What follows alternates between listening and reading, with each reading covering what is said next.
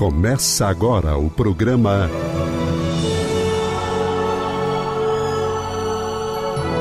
O Livro dos Espíritos em Nossa Vida.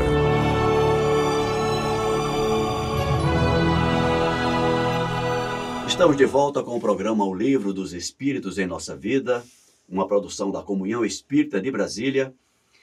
E aqui estamos para finalizar hoje o estudo que estamos fazendo já há algumas semanas sobre o retorno da vida corporal. Hoje nós vamos tratar de uma questão, por exemplo, que pergunta: entre a vida da mãe e a vida do feto, qual deve ser preservada? Entre outras questões. Mas antes de iniciar, quero agradecer a sua audiência, agradecer os contatos que temos recebido daqueles que nos acompanham, dos ouvintes, e pedir que deixe aqui o seu like, o seu joinha, faça o seu comentário para que nós tenhamos um feedback de como está sendo recebido por você esse trabalho que nós fazemos aqui na Comunhão Espírita, com muito carinho, com muita dedicação, com muita intenção, com muito interesse de divulgar a doutrina espírita e de levar um pouco desse conhecimento a você que nos acompanha.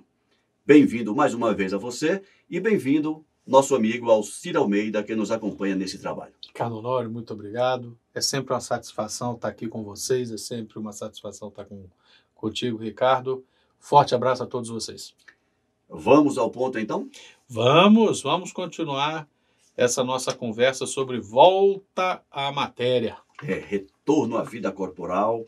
Nós começamos esse estudo já há algumas semanas e a você que está chegando agora para o programa, esse tema, união da alma do corpo e do corpo, está contido nas questões da questão 344 até a questão 360 do Livro dos Espíritos. Podemos, Almeida? Vamos! Questão 359. No caso em que a vida da mãe estiver em perigo com o nascimento da criança, há crime em sacrificar a criança para salvar a mãe? Lembrando, Almeida, antes de você iniciar, que no programa passado nós fomos bastante incisivos nessa questão do não ao aborto.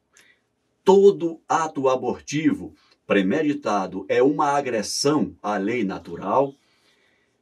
Nós comentamos bastante sobre isso a semana passada. Então, dentro de toda essa temática que nós abordamos na semana passada, inclusive, volta essa questão agora. Entre a mãe e o feto e a criança, quem deve ser preservado? Você veja que nós estamos discutindo questões éticas profundas, né? Onde a gente só tem por guia o que a gente aprendeu com o Cristo, a mensagem evangélica, e o que a gente é iluminado no Livro dos Espíritos, pelo Espírito da Verdade e sua equipe. Na semana passada, como bem você lembrou, a gente estava rememorando a defesa da vida, né? Na semana passada, a gente defendeu muito a vida daquele que está voltando à matéria, que ele não tem como se defender, a verdade é essa, né? Por maiores que sejam as dores, reafirmamos que a defesa da vida é o bem maior. E essa pergunta que está sendo colocada agora, nós temos sim, e eu pessoalmente tenho uma prima que ela tem um problema de saúde terrível, né? E foi negado a ela, o médico disse, não engravide de novo. Isso quando ela teve o primeiro filho, e ela ainda teve mais 2. Os 3 já estão criados, já estão todos na faixa aí dos 40 anos de idade. E é uma pessoa sensacional, uma pessoa de uma fé muito grande, evangélica, né? E é a única questão, até onde eu saiba, em que a espiritualidade compreende a necessidade de interromper a vida. Talvez daqui a pouco nossos amigos aí, Alcir, você esqueceu da questão tal, mas aqui eu acho que nós temos uma boa exceção. Se nós temos uma gravidez em que corre o risco de se perder a mãe, entre a mãe e o filho, é um princípio histórico, né? É um princípio de longa data, milenar, que em podendo preservar, preserve-se a vida da mãe, né? Se vai perder, já existe aquela vida consolidada. Se existe uma vida que ainda está em formação, entre a vida que está em formação e aquela que já está consolidada, devemos defender o princípio da vida, logo aquela vida que já existe, que já está ali afirmada. Eu entendo que essa é a melhor resposta. Eu concordo com você. E vamos ver aqui a resposta que o Espírito Verdade nos deu. Isso em 1857, um pouquinho antes. Um pouquinho. Entre 1855 e 1857. Exatamente. É preferível sacrificar o ser que não existe ainda ao ser que já existe. Então, a lógica questão é essa ética mesmo. é essa. A vida, o princípio da vida que está sendo defendido. Já existe uma vida consolidada, pronta, organizada, que já está relacionando, e existe aquela que é o em ser, né? Aquela que ainda não é. É verdade. E né, é uma situação... Eu fico imaginando uma mãe, né? E o princípio do amor materno está ali manifesto. Eu prefiro morrer e deixar meu filho. Existe grande chance dela se sacrificar e o filho não sobreviver, né? A ciência tem avançado muito, mas existe grande chance dela se sacrificar e o filho não sobreviver. E perde-se as duas vidas. Perde-se as duas vidas. Existe a possibilidade de sobreviverem os dois? Está aí a minha prima para provar que sim, né? Mas, enquanto princípio, em se colocando a questão ética, porque a minha prima se propôs ao sacrifício, né? Mas, enquanto questão ética, esse é o princípio que se deve defender. Acho que isso é uma daquelas questões, né, Almeida, que dificilmente nós vamos chegar a um termo definitivo, conclusivo. Não chega mesmo. Isso que nós estamos falando, como você já falou várias vezes, são questões éticas de cunho geral, mas tem as questões específicas, pontuais, onde cada caso é um caso. Sim. Eu fico imaginando o ser que está diante de uma decisão dessa natureza, quer seja a mãe, quer seja um pai, que tenha que tomar uma decisão, quer seja um médico que está ali diante de uma questão como essa e decidir entre a vida e a morte, quem vive e quem não sobrevive, né? Mas são questões importantes, porque, no geral, não são questões dessa natureza que envolvem a questão do aborto, por exemplo.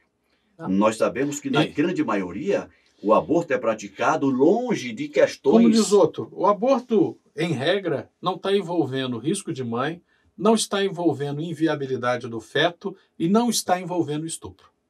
Essas são as exceções. E foi bom que a gente conversou sobre as exceções, conversemos sobre as exceções, mas o aborto, enquanto regra, é uma mãe saudável, é um pai saudável, é uma criança em formação saudável, né? E nessa não tem conversa, gente. É crime diante da lei de Deus. Se vai ser diante da lei dos homens ou não, é outra conversa. Mas diante da lei de Deus, é um crime. Quer dizer que Deus é vingativo contra as pessoas. Não! Deus criou leis perfeitas e maravilhosas. Aborto, nós estamos transgredindo uma das leis, que é o direito à vida. E relembrando, Almeida, um comentário que você fez na semana passada, se não me engano, nenhuma gravidez surge do nada. Não, ela não... Não surge do nada. Como seria a biogênese, né? Exatamente. É a vida que surge do nada. Exatamente. A geração espontânea. Geração espontânea. Né? Não há uma geração espontânea. Se você nunca ouviu esse termo, procura na internet. Isso da década de 70, se eu não me engano. A biogênese? Não, a geração espontânea. Não, né? Tem até perguntas no próprio Livro dos Espíritos que trata sobre isso. Mas tinha uma teoria da geração espontânea. Não, existe é bem antigo, né? Os criacionistas, até hoje, no século XXI, nos Estados Unidos, ainda há gente que defende. Que defende a possibilidade dessa... Sim, que Deus joga dados, que Deus opera ao acaso, não, a vida vai surgir aqui. e surge a vida. Não é assim. Pelo menos está comprovado para a gente que para que surja uma gravidez, dois seres, um masculino e um feminino, precisam tomar uma decisão. Um gameta masculino, espermatozoide, um gameta feminino, óvulo, tem que se encontrar. Tem que se encontrarem. Então, se você quer fugir indubitavelmente da possibilidade de uma gravidez, esse é o caminho. Claro que a gente não está defendendo aqui... Nós não estamos defendendo o aborto. Nada disso. Agora, se você, como diz o outro, você não pode permitir o espermatozoide encontrar o óvulo. Se você permitiu isso, meu amigo, minha amiga, a possibilidade de surgir uma gravidez ela é grande. E, aliás, eu gostei de você falar meu amigo. Sim, porque são dois. Mulher também não engravida sozinha, não tem. Não existe isso, não. Não é isso? E não venha falar aqui da divina concepção da do Espírito divina Santo. concepção. Não, do Jesus. Da fecundação in vitro, mas ainda aí, mesmo não havendo a cópula, mas é necessário o gameta masculino, o espermatozoide, para que haja a concepção. Ok, mais alguma coisa, Almeida, sobre dessa isso? Questão, não. Questão 360. É racional ter pelo feto a mesma atenção que se tem pelo corpo de uma criança que tivesse vivido? Os dois, ambos merecem a mesma atenção, Almeida? Nós somos seres humanos. Enquanto seres humanos, nós estamos submetidos à biologia. É natural que aquilo que eu conheço, aquilo com que eu convivo, aquilo que eu já experimentei, uma relação de afeto com as trocas naturais, seja mais forte, seja mais madura do que com aquele ser que eu ainda não vejo, do que com aquele ser com que ainda não convivo, seja mais frágil. É natural isso, né? Mas a vida tem que ser respeitada. Nós, seres humanos que estamos dentro desse processo pedagógico de evolução e de progresso, temos que, cada vez mais, compreender a essência das coisas. Aí a essência que nós estamos trabalhando aqui é a vida, é o amor à vida, né? A gente precisa progredir dessa fase animal de não ter afeto por aquele ser que ainda não é em plenitude e em detrimento desse aí a favor daquela criança que já existe. Isso é animal. Isso vem dos instintos. Nós precisamos progredir para um sentimento de amor à vida. Mas, efetivamente, a pergunta coloca isso, né? Quem eu amo mais, a criança que já existe ou o feto? Hoje eu amo mais a criança que já existe. Eu ainda sou animal, eu ainda sou o auxílio da biologia. Eu ainda tenho uma parte instintiva em mim. Aquela criança que está ali correndo, sorridente, brincando, ainda vai me inspirar um amor mais profundo do que aquele embriãozinho que eu ainda não enxergo. Mas, enquanto ser em progresso, eu preciso ter a consciência de que a vida é vida e de que o amor deve ser indistinto a todas as formas de vida. É verdade. Eu não sei nem o que está respondido aí, mas vamos lá. Mas antes de ver a resposta, sim. Almeida, é interessante como nós precisamos exercitar conscientemente a prática do amor. Sim. Né? Porque nós ainda estamos muito presos ao instinto. Né? O sentimento é uma emoção, como diz o outro, é algo novo no nosso ser. Apesar de bastante tempo lidando com essa questão do sentimento, do amor, etc. A gente ainda está muito apregado ao instinto. Ainda está muito. Está lá há milhões de anos que a gente está no instinto. Agora você vê, eu vou fazer aqui uma relação que não está aqui, mas para a gente... Elocubrar um pouquinho. Olha, afinal, a gente tem que trazer essas questões para a nossa vida, né? Exato.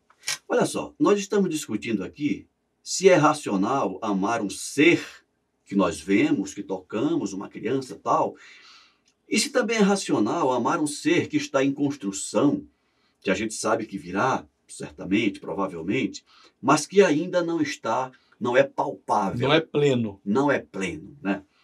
Se a gente discute isso, Almeida, o que não se discutiria com relação à divindade?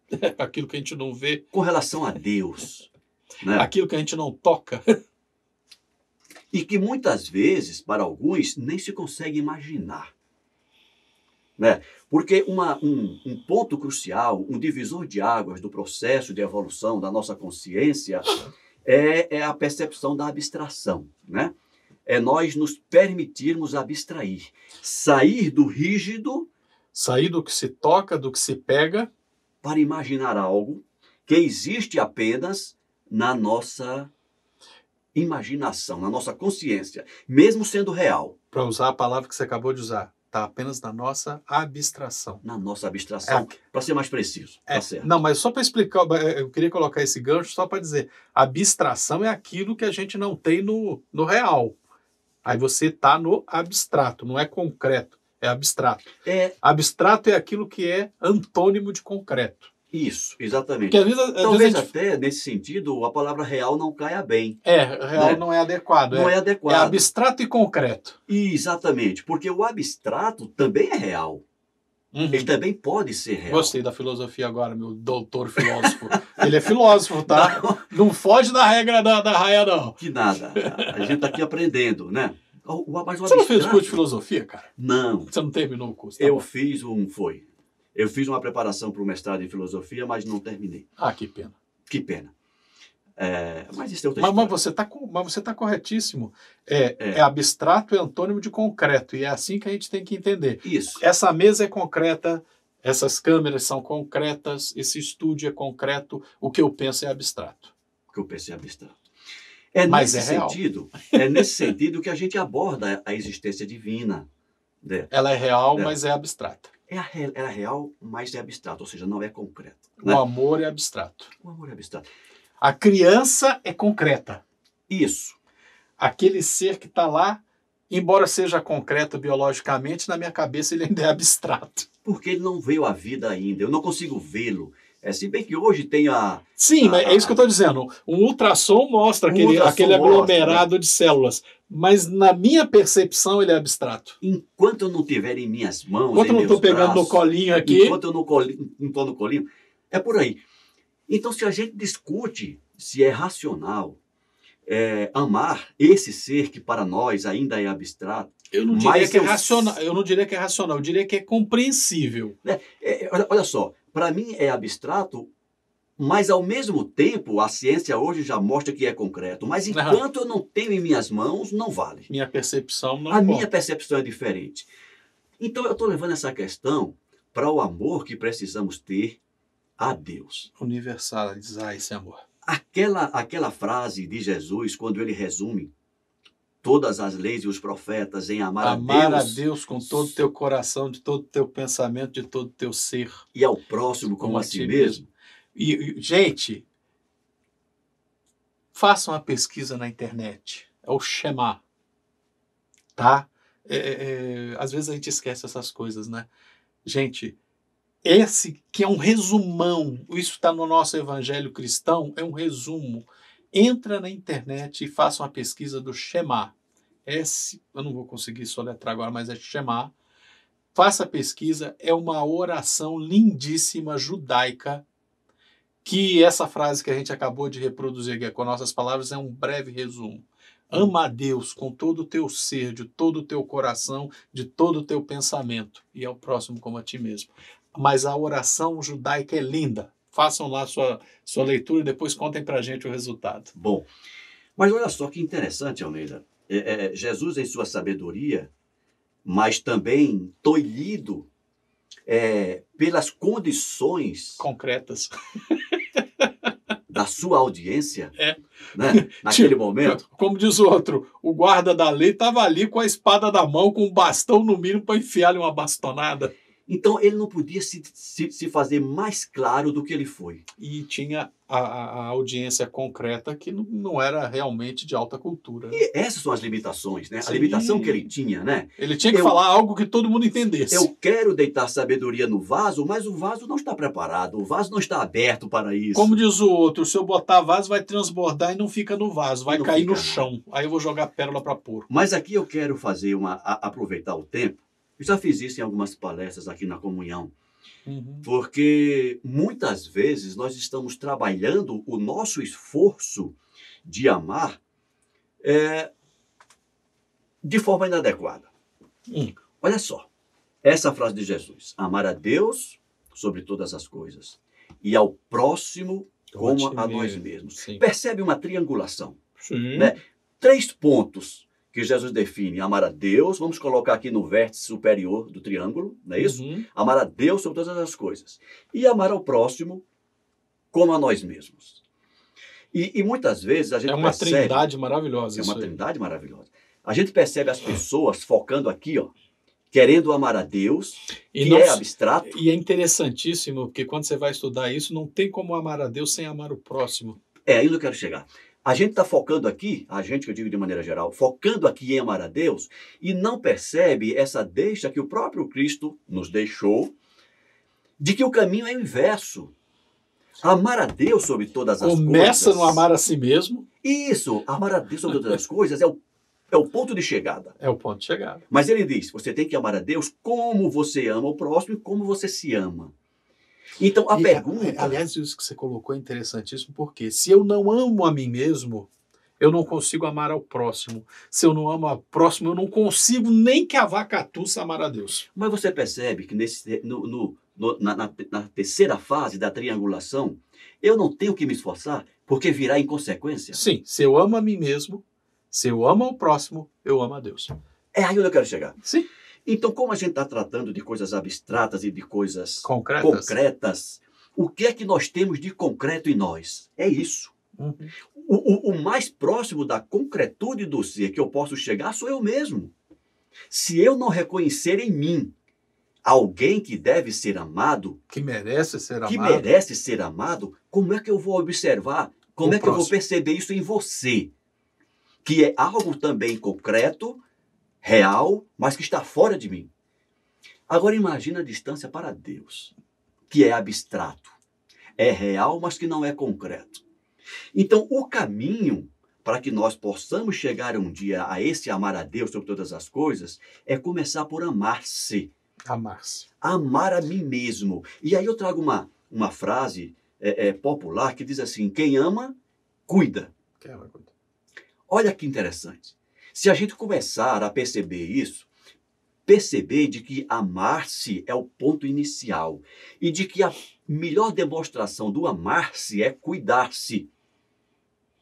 Então, dentro dessa lógica, sempre que eu perceber que uma atitude minha, que uma escolha, que uma opção, qualquer que seja ela, se essa opção pode me ferir, agora ou futuramente, se essa escolha pode se transformar numa consequência má para mim, e se mesmo assim eu ainda tomo aquela escolha, isso é uma atitude de amar-se? Não é. Eu não estou cuidando de mim, eu não estou cuidando de mim pelas opções que eu faço, que conscientemente vão me trazer deméritos, vão me trazer consequências desagradáveis. Se a gente consegue fazer isso para nós mesmos, como nós vamos pensar em fazer o bem ao próximo? Então, alguém que comete um aborto devia pensar isso. Quais as consequências disso para mim? É um ato, é uma decisão que vai me trazer consequências boas? Só para a gente pensar. Para que a partir daí a gente comece a imaginar a responsabilidade das nossas escolhas, para que nós possamos um dia chegar no ápice desse triângulo, dessa triangulação de poder amar a Deus. E quando eu falei agora há pouco que essa terceira fase da triangulação é uma mera consequência, é pela simples lógica de que Deus está em tudo, Deus está em mim. Se eu começo a me amar, eu já estou amando a Deus. O que é que está faltando agora para que seja todas as coisas? É amar o próximo. Que eu amarei o Deus no próximo. Entendeu?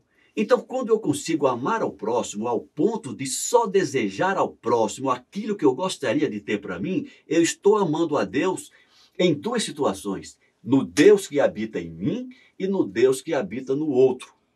Consequentemente, quando eu passo a amar o próximo, eu estou naturalmente amando a Deus sobre todas as coisas, que são o eu e o próximo. E o próximo. E é interessante que se eu sou capaz de amar a Deus no próximo, eu sou capaz de amar a Deus em qualquer coisa. Em qualquer coisa. Logo, eu amo a Deus em todas as coisas. Em todas as coisas. E acima de todas as coisas fica facílimo. É uma consequência disso. É. Agora é um passo largo, né? Divagou, mas voltemos à pergunta aqui. Voltemos à questão. Entre amar a criança que está aqui e a criança que ainda não é, como é que nós ficamos? Vamos ver a resposta. Em tudo isso vedes a vontade de Deus, em tudo isso vedes a vontade de Deus em sua obra. Não trateis, pois, levianamente coisas que deveis respeitar. Por que não respeitar as obras da criação, que são incompletas, às vezes, pela vontade do Criador? Por que não amar um ser que está incompleto ali ainda? Isso pertence aos seus desígnios, que pessoa alguma é chamada a julgar. Essa resposta, na verdade, ele introduz, e por isso que eu me dei o direito de fazer essa lucubração filosófica, para a temática que nós vamos iniciar na semana seguinte, que é faculdades morais e intelectuais. Então, é racional? É.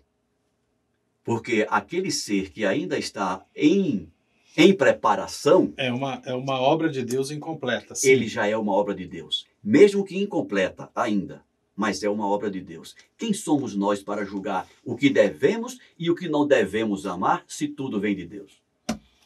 Essa é a questão. Legal, né? Hoje foi um episódio filosófico. Interessante, né? Livro dos Espíritos em Nossas Vidas também é filosofia.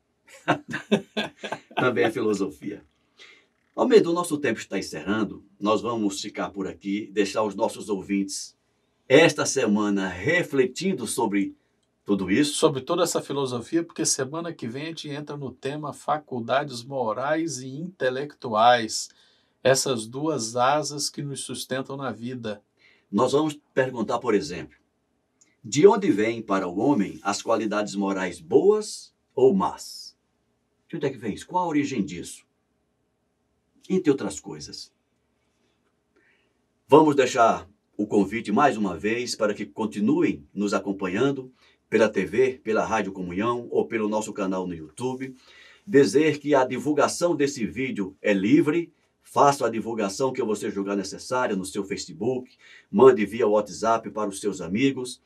A nossa intenção é divulgar, levar o mais longe possível o conhecimento desta obra monumental, que é o Livro dos Espíritos, obra básica da doutrina espírita, e convidá-lo a pensar conosco essas questões filosóficas de ordem éticas e morais, mas que estão contidas na nossa realidade enquanto espíritos imortais, enquanto seres humanos, em construção, em vias de nos tornarmos um pouco mais à frente, um pouco mais próximo, seres melhores. E o nosso intelecto, o nosso pensamento, a nossa racionalidade é um dos caminhos para atingirmos essa forma de nos tornarmos seres maiores e melhores aos olhos de Deus. Não esqueça de dar o seu like, dar o seu joinha, não esqueça de mandar as suas dúvidas, os seus comentários para o e-mail radio@comunhãoespírita.com, que nós vamos respondendo nos programas futuros. Obrigado a todos, fiquem com Deus. Grande abraço.